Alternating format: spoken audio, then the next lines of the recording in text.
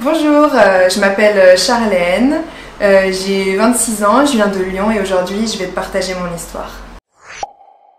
Alors, il faut savoir que quand j'étais petite, j'avais pas du tout confiance en moi. Tout au long de ma vie, j'ai eu un gros manque de confiance en moi parce que j'ai toujours été en surpoids. À ce que je me rappelle, depuis ma naissance, j'ai été en surpoids, j'ai toujours été dans la courbe haute du carnet de santé, tu vois. Dans ma famille, je pouvais être comparée à ma sœur qui a un peu d'écart d'âge avec moi et qui elle est toute mince, tout élancée, et du coup moi je comprenais pas, alors qu'on avait la même hygiène de vie, qu'on mangeait la même chose, pourquoi moi j'étais cette petite fille bouboule et que elle était toute mince comme dans les magazines, très belle. J'avais vraiment un complexe d'infériorité par rapport à elle. Et c'était en plus exagéré avec l'école parce que à l'école on sait comment sont les enfants, donc on peut subir beaucoup de moqueries à l'école, on sait très bien que les enfants peuvent être méchants les uns envers les autres, et du coup j'ai subi beaucoup de moqueries, beaucoup de réflexions, on pouvait me traiter de grosse, on pouvait me comparer, qui ont ancré cette pensée en moi que j'étais pas assez belle, que j'étais trop grosse, que j'étais pas digne d'être aimée, qu'aucun homme ne pouvait m'aimer. Et donc du coup à l'adolescence, j'ai voulu me prouver à moi-même et prouver aux autres que je pouvais être attirante et que je pouvais plaire.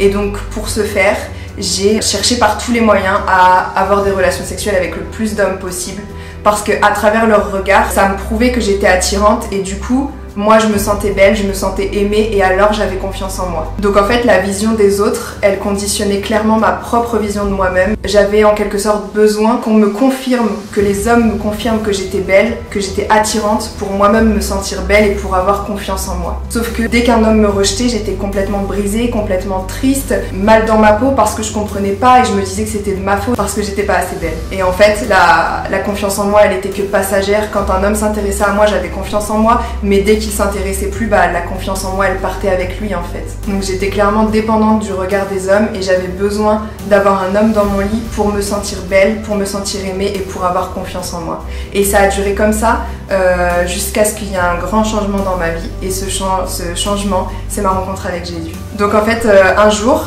j'ai entendu parler de ce Jésus, et il est venu me toucher personnellement. J'ai été convaincue de sa présence et j'ai senti son amour m'inonder, un amour immense qui m'a complètement transformée. Petit à petit, il a restauré toutes les blessures qui étaient en moi, tous ces manques de confiance qui étaient en moi. Il a complètement changé cette vision, et j'ai compris petit à petit que j'étais sa création parfaite, parce qu'il est dit dans Genèse 1 verset 27, Dieu créa l'homme à son image, il créa l'homme à l'image de Dieu, il créa l'homme et la femme. Donc il m'a petit à petit fait comprendre que j'étais sa création parfaite, que j'étais belle à ses yeux, que j'étais importante et que j'étais vraiment aimée par lui. Donc ça a clairement changé ma façon de penser sur moi-même, ça a changé ma vision, ça a changé dans mon cœur, et aujourd'hui je peux clairement dire ce qui est dit dans le psaume 139 verset 14, je te loue de ce que je suis une créature si merveilleuse, parce que oui, je suis une créature merveilleuse, et toi aussi tu es une créature merveilleuse que Jésus aime profondément. Et Dieu ne s'est pas trompé, il fait les choses vraiment parfaitement. Il m'a montré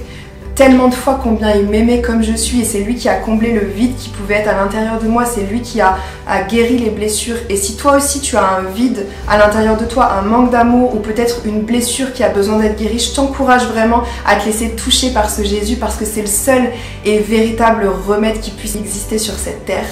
Et je veux pas que tu oublies que tu es une créature merveilleuse et que tu es aimée de Dieu.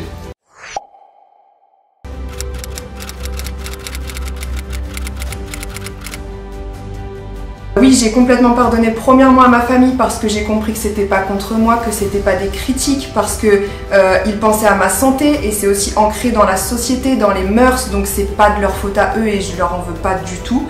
Au contraire, je les remercie parce qu'ils voulaient simplement prendre soin de moi. Et toutes les personnes qui ont pu me blesser dans mon enfance, qui ont pu me dire des insultes, ça a été difficile de pardonner effectivement, mais je suis arrivée à pardonner parce que je me dis qu'ils ont aussi été conditionnés par la société, et que eux aussi avaient peut-être une blessure intérieure, et clairement c'est pas forcément notre faute, on fait tous des erreurs. Moi aussi j'ai pu blesser des gens sans le vouloir spécialement, et donc je peux pas leur en vouloir, et je leur pardonne complètement.